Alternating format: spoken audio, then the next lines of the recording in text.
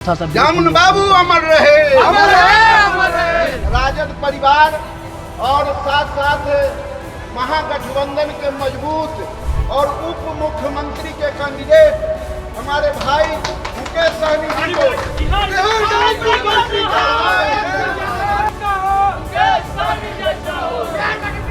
लड़ाई लड़े, स्वतंत्रता सेनानी रहे। आज हमें सौभाग्य प्राप्त हुआ है कि उनके प्रतिमा पे माल्यार्पण पर अर्पण करने का, और सब लोग पारिवारिक है और मजबूती से हम लोग मजबूती से सामाजिक न्याय के लिए लड़ाई लड़ रहे हैं। लालू प्रसाद यादव जी के विचारधारा को लेकर आगे बढ़ रहे हैं। भारतीय जनता पार्टी का राजनीति तो आपको पता ही है, ये देश में नफरत फैलाने की राजनीति कर रही है। कोई भी बिल आता है वो देश के हर एक नागरिक के लिए आता है। नोरमा ग्रुप, जो सोचता है वो करता है, आपके अपने सपनों का आशियाना। नमस्कार, मैं विकास सिंह राजपूत और आप देख रहे हैं भारत लाइव। मुकेश सहनी हाजीपुर में गरज रहे हैं। मुकेश सहनी हाजीपुर में एनडीए पर बरस रहे हैं और मुकेश सहनी को हजारों के तादाद में जो समर्थक है वो हाजीपुर में घेर लिए और मुकेश सहनी फूलों से लदे हुए नजर आए। मुकेश सहनी को राजद और वीआईपी के समर्थक जो है चारों ओर से घेर लेते हैं। मुकेश सहनी पर फूलों की बारिश की जाती है और मुकेश सहनी को फूलों की माला से लाद दिया जाता है। उसके बाद मुकेश सहनी जो है वीरेंद्र कुमार राय के माता जी के प्रतिमा पर फूल और अर्चना करते हैं, पूजा करते हैं और उनका आशीर्वाद लेते हैं। उसके बाद मुकेश सहनी कहते हैं कि ऐसे लोगों का आशीर्वाद बेहद जरूरी होता है। ऐसे अद्भुत लोगों का आशीर्वाद बेहद फलता और फूलता है।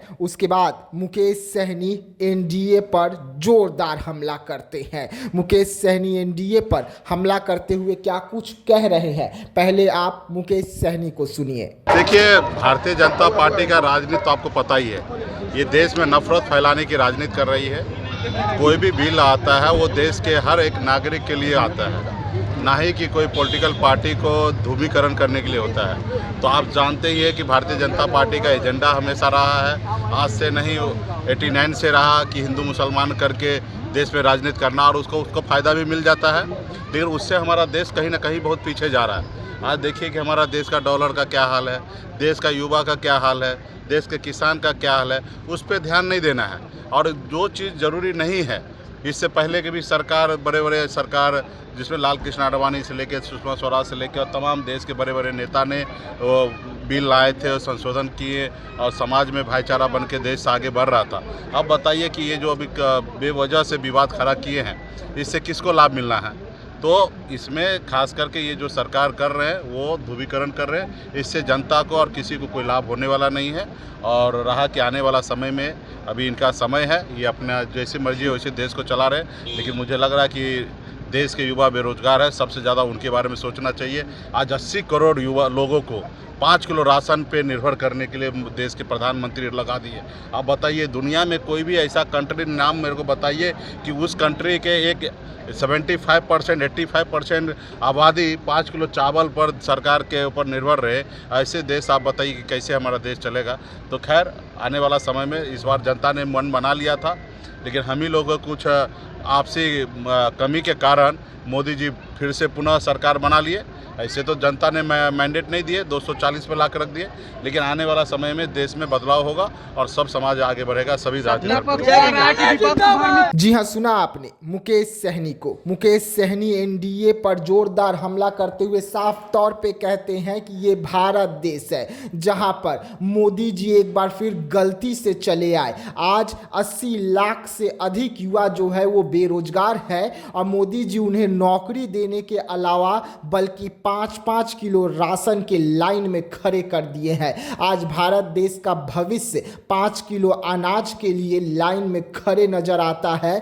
ऐसा और कोई देश में नहीं होता है। मोदी जी कहते हैं कि विकास हो रहा है, लेकिन विकास कहाँ हो रहा है ये उन्हें बतानी होगी। आज मोदी जी मुस्लिम हिंदू कर रहे हैं, लेकिन देश का अहम मुद्दा बेरोजगारी है, जिस पर मोदी जी और मोदी जी के तमाम जो लोग हैं वो खामोश नजर आते हैं। ऐसे में गलती से चले आने वाले मोदी जी को अब हम उखाड़ फेंकेंगे। मुकेश सहनी ने ये भी माना कि उन्हीं की महागठबंधन में कुछ ऐसी कमियां रह गई जिन कमियों के वजह से मोदी जी तीसरी बार प्रधानमंत्री बन गए, लेकिन दोबारा ऐसा गलती नहीं करेंगे और जोरदार हमला जो है एनडीए पर करते हैं और हाजीपुर से ये एनडीए के लिए संदेश भेजते हैं। तो ऐसे तमाम खबरों के लिए बने रहिएगा भारत लाइव के साथ। दीजिएगा इजाजत, धन्यवाद।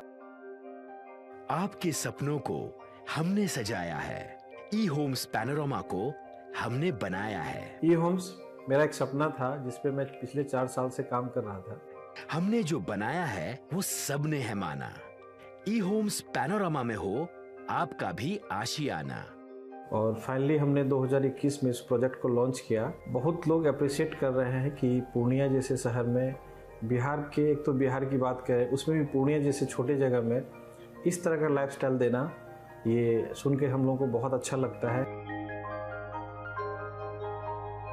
ई होम्स में हमने कुछ और भी किया है, जैसे हम जिस जगह में रह रहे हैं हमारी फैमिली सिक्योर हो, उनको सिक्योरिटी का ध्यान में रखा है। आपकी सुविधा और सुरक्षा आपके लिए खास है, ये आपका विश्वास है। इसमें आर्टिफिशियल इंटेलिजेंस का 7 लेयर सिक्योरिटी का हमने इस्तेमाल किया है। लस ग्रीन कैंपस को बनाया है। यदि हमारा बाउंड्री वाल है तो वो वर्टिकल गार्डन है।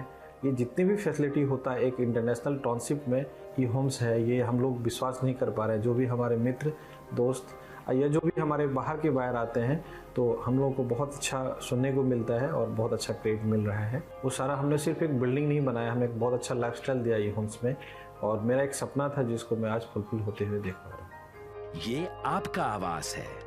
ई होम्स पैनोरामा में अब आपका निवास है।